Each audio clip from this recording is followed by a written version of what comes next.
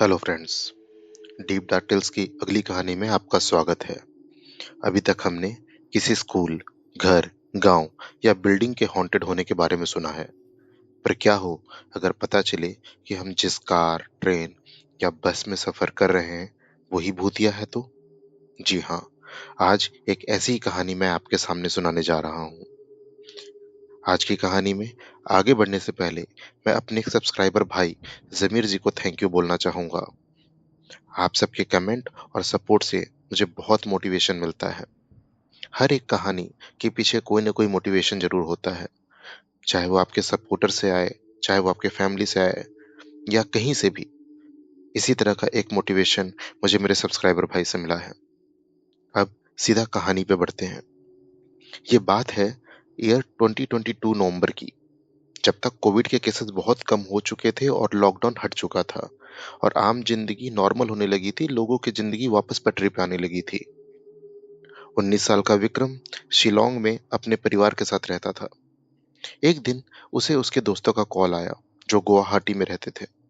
उसके दो दोस्तों ने एक गेट टुगेदर का प्लान बनाया क्योंकि वो अपने पूरे कोविड के दौरान में एक दूसरे से मिल नहीं पाए थे, और साथ में प्लान बनाया कि आसपास कहीं ट्रैकिंग पे भी चल पड़ेंगे।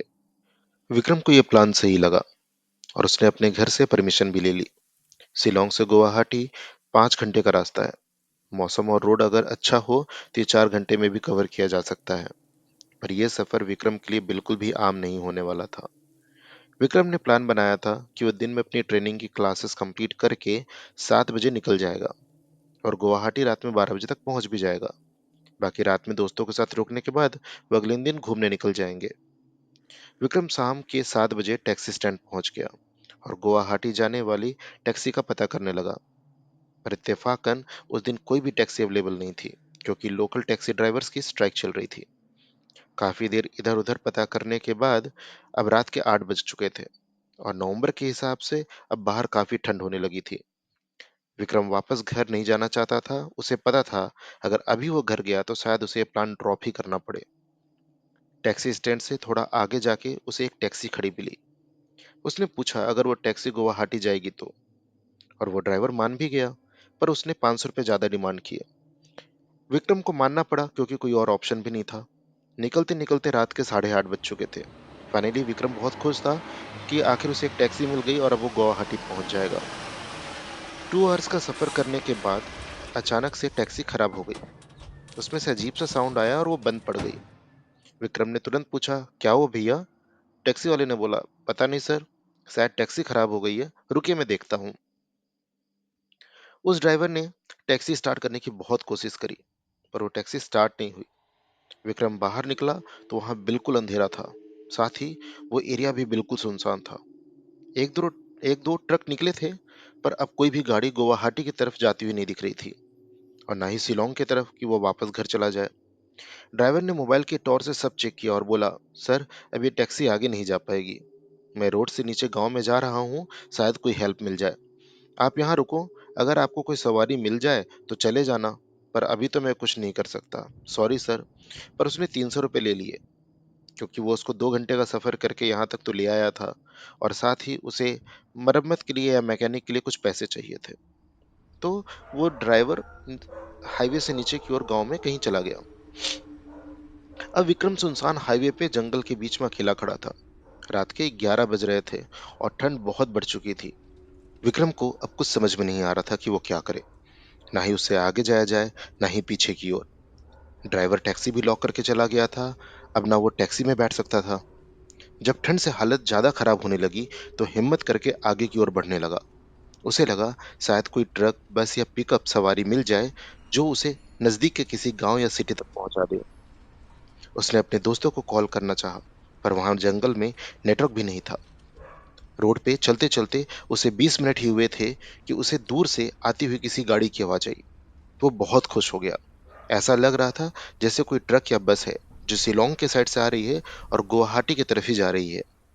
थोड़ी देर बाद उस गाड़ी की लाइट भी नजर आने लगी। विक्रम जल्दी से रोड के बीच में जाके कूद कूद के दोनों हाथों को हिलाने लगा और उस गाड़ी को रोकने का इशारा करने लगा। अभी उसका उत्साह किसी छोटे बच्चे की जैसे था।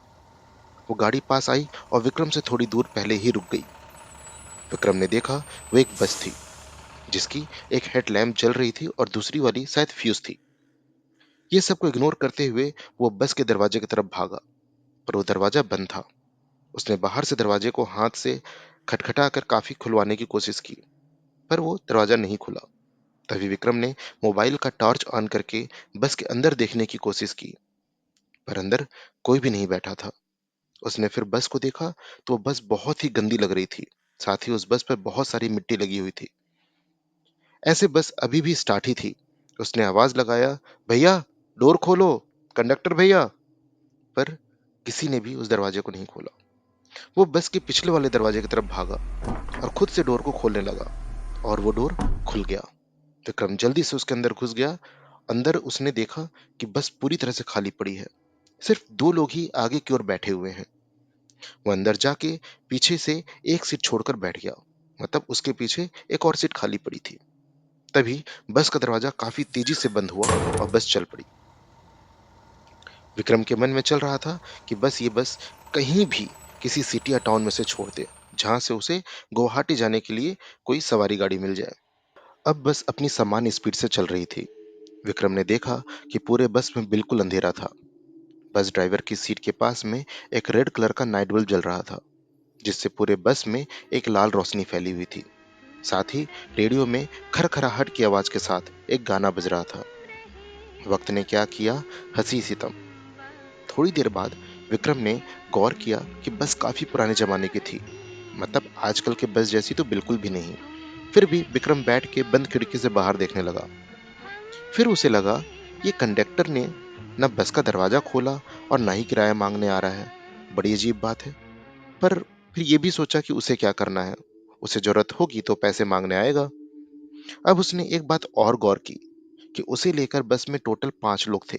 एक ड्राइवर, एक कंडक्टर जो ड्राइवर की बराबर वाली सीट पे ही बैठा था, और दो सवारी जो कि आगे की तरफ ही बैठे थे। पर कोई भी किसी से बात नहीं कर रहा था और ना ही वो हिल रहे हैं। एक बार के लिए वो सोचा शायद रात बहुत ज्यादा हो चुकी है, तो ड्राइवर को छोड़कर बाकी सब सो रहे होंगे। पर सबकी हरकत देखने में बहुत अजीब सी लग रही थी। विक्रम ने अपना मोबाइल निकाला कि दोस्तों को मैसेज कर दे और बता दे कि वो बस में बैठ गया है और रात में 12 बजे तक पहुंच जाएगा। थोड़ा लेट होगा पर चलेगा, हो सकता है 2 या 3 बज जाए। पर उसने देखा कि मोबाइल में तो नेटवर्क ही नहीं था, जबकि बस हाईवे पे जंगल के बीच में चल रही थी। वो वापस खिड़की से बाहर देखने लगा। बाहर देखते हुए उसने खिड़की के शीशे को ध्यान से देखा, तो उसमें इसे दिखा कि कोई इसके बगल में खड़ा है। शीशा भी गंदा था तो कुछ ज्यादा नहीं दिखा। विक्रम तुरंत मुड़ के देखा तो वहां कोई नहीं था। उसे बहुत अजीब लगा और वो डर भी गया, क्योंकि अब वो बस में काफी देर से बैठा था और ये बस बिल्कुल भी सामान्य नहीं लग रही थी। विक्रम ने जेब से हेडफोन निकाले और कान में लगा लिए, ताकि गाने सुन के थोड़ा समय कट जाए। पर डाउनलोडेड गाने भी ऐसे बज रहे थे जैसे नेटवर्क ना होने पे रेडियो से आवाज आती है, मतलब आवाज में बहुत ज्यादा खरखराहट थी। विक्रम को ये बहुत अजीब लगा, क्योंकि उसके हेडफोन काफी नए थे, पर कोई ऑप्शन भी नहीं था। वो सोचा शायद हेडफोन खराब हो गए हैं। थोड़ी देर बाद वह खरखराहट किसी अजीब सी आवाज में बदल गई, जैसे कोई कुछ बोल रहा हो। पहले तो उसे कुछ समझ में नहीं आया। उसने हेडफोन को 2-3 बार एडजस्ट किया, निकाल के साफ भी किया, पर भी आवाज उसी तरीके से आ रही थी। ये आवाज आगे भी बंद नहीं हुई। विक्रम ने अब गौर करके सुनना चाहा, तो हेडफोन से किसी के रोते हुए बोलने की कुछ आवाज आ रही थी। वो रोती हुई आवाज कुछ इस तरीके की थी, जैसे ये सफर नहीं रुकेगा, ये सफर नहीं रुकेगा। और साथ ही काफी चीखने की आवाज आ रही थी, जैसे कोई बहुत ज्यादा दर्द में हो। विक्रम ने तुरंत वो हेडफोन निकाल दिए। अब इससे एक और टेंशन हो रही थी कि वो बस में बैठ तो गया है, पर ये बस सही रास्ते पे जा भी रही है कि नहीं। वो पहले ही काफी डरा हुआ था। वो उठ के कंडक्टर के पास जाने लगा। उसने पीछे से आवाज लगाई, भैया, कंडक्टर भैया। कंडक्टर ने कोई भी जवाब नहीं दिया। विक्रम फिर आगे और पूछा, भैया ये बस गुवाहाटी जा रही है ना। कंडक्टर फिर भी शांत था। विक्रम को बहुत अजीब लगा और उससे भी ज्यादा उसे गुस्सा आया। उसने फिर ड्राइवर से पूछा, भैया ये बस गुवाहाटी जाएगी ना। ड्राइवर, जो बहुत ही अजीब तरीके से बैठा था, मतलब सिर्फ उसके हाथ ही हिल रहे थे और बाकी पूरा शरीर एक ही पोस्चर में जमा हुआ था, वो अचानक से विक्रम की तरफ सर घुमाया और मुस्कुराया। विक्रम थोड़ा डर गया और वो पीछे की ओर हट गया। फिर भी उसने हिम्मत करके दोबारा पूछा, भैया मुझे गुवाहाटी सिटी बस स्टॉप तक जाना है। ड्राइवर मुस्कुराते हुए सर को धीमे से हिलाया। विक्रम को ये सब बहुत क्रीपी लग रहा था कि आखिर ये सब हो क्या रहा है और ये लोग ऐसा क्यों बर्ताव कर रहे हैं। अंधेरा बहुत था तो उसे ज्यादा कुछ नहीं दिखाई दिया। जब वो वापस अपनी सीट पर आने लगा तब उसकी नजर उन दोनों पैसेंजर पे गई जो पहले से वहां बैठे थे। उनके सर नीचे की ओर झुके हुए थे, जैसे वो सर नीचे की ओर करके सो रहे हों। विक्रम सीट पे वापस आ गया और बार बार बाहर की ओर देख रहा था। विक्रम पहले भी शिलोंग से गैंगटॉक गया है, यह रास्ता उसके लिए नया नहीं था। पर इस बार उसे अजीब लग रहा था क्योंकि उसे बाहर एक भी बिल्डिंग, दुकान या कोई आती जाती गाड़ी नहीं दिख रही थी। ये बस सिर्फ एक जंगल के रास्ते से गुजरी जा रही थी। सीट पे बैठे बैठे उसकी आंख लग गई। आंख लगने के थोड़ी देर बाद उसने एक सपना देखा कि वो एक बस में बैठा हुआ है और सफर कर रहा है। रात का समय है और बहुत ही सुहाना मौसम है। पर यह समय आज से काफी टाइम पहले का लग रहा है, जैसे 1980 या 90 के बीच का टाइम हो। बस पुराने जमाने की थी पर नई थी। बस में 20 से 25 लोग बैठे थे। कुछ लोग आपस में बातें कर रहे थे और कुछ लोग सो रहे थे। बस में एक एफएम बज रहा था जिसमें उस समय का एक बहुत ही फेमस सॉन्ग बज रहा था, वक्त ने क्या किया, हंसी सितम। तभी बस अपना कंट्रोल खो देती है और बस में चीख पुकार मच जाती है। ड्राइवर बस को रोकने की बहुत कोशिश करता है पर तब तक बस रोड से नीचे उतरकर खाई की तरफ उछल जाती है और सीधा 300 फीट नीचे खाई में गिरने लगती है। उसके गिरने से विक्रम की नींद एक झटके में खुलती है।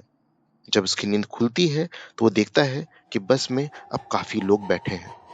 हर सीट पे कोई बैठा है, यहाँ तक कि इसके बगल में भी कोई बैठा हुआ है। पर सबने अपने सर नीचे झुकाए हुए हैं, जैसे वो सो रहे हों। विक्रम की सांस रुक गई और वो जम सा गया।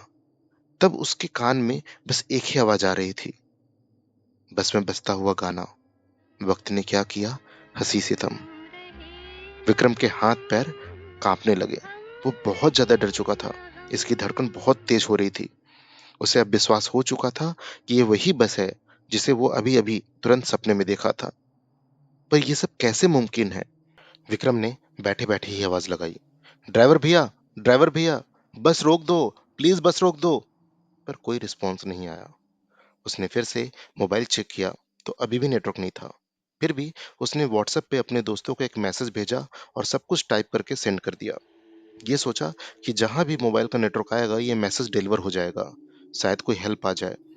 तभी उसने देखा कि बगल में बैठा इंसान जो कि सिर झुकाए बैठा हुआ था, उसने विक्रम का हाथ पकड़ लिया है। उसका हाथ बिल्कुल से बर्फ सा ठंडा और गीला था।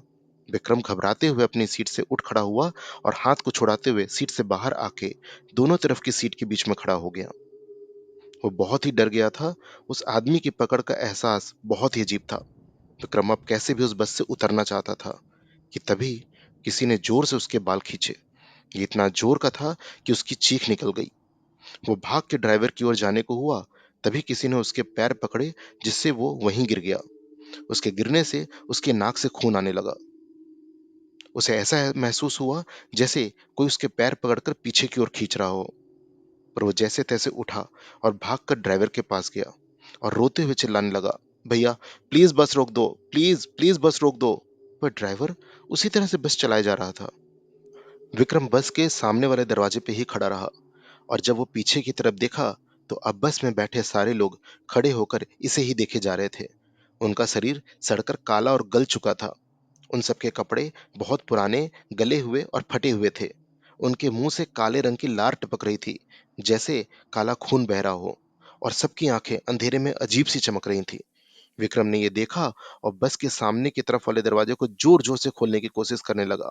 उसने मुड़ के कंडक्टर को देखा तो वो भी किसी सड़ी गली लाश के जैसा दिख रहा था और वो भी विक्रम को ही देखे जा रहा था। विक्रम ने ड्राइवर की ओर देखा तो उसके होश ही उड़ गए। ड्राइवर सीट पे जो भी बैठा था, जिससे विक्रम ने अभी थोड़ी देर पहले ही बात की थी, उस इंसान का सर ही नहीं था। साथ ही उसकी बॉडी भी वैसी ही सड़ी गली थी। ये सब देखकर विक्रम अपना आधा होश खो चुका था। पर उसका डर अभी भी कहीं ना कहीं जिंदा था, जो उसे बस से निकलने के लिए बोल रहा था। वो लगातार दरवाजे को खोलने की कोशिश करने लगा। वो जितना दरवाजे को खोलने की कोशिश करता, वो लोग उतना उसकी तरफ बढ़ते जा रहे थे। वो सब उसके बिल्कुल पास तक आ गए। पर तभी उस बस का दरवाजा अचानक से खुला और वो चलती बस से बाहर की तरफ गिर गया। बस से बाहर की तरफ गिरते ही वो 3-4 चक्कर गोल-गोल घूमते हुए पेट के बल पड़ा रहा। शायद उसे बहुत चोट आई थी, पर अभी भी वो बस को ही देखे जा रहा था, जो कि थोड़ी दूर जाकर उछलते हुए खाई में गिर गई। विक्रम ने इतना देखा और देखते ही वो बेहोश हो गया। रात में 3 बजे उसकी बेहोशी टूटी। वो अभी भी उठ नहीं पा रहा था और उसका चेहरा अभी भी उसी तरफ था जहां से बस खाई में गिरी थी। उसने देखा उस जगह पे 20 से 25 काली परछाइयां खड़ी थीं।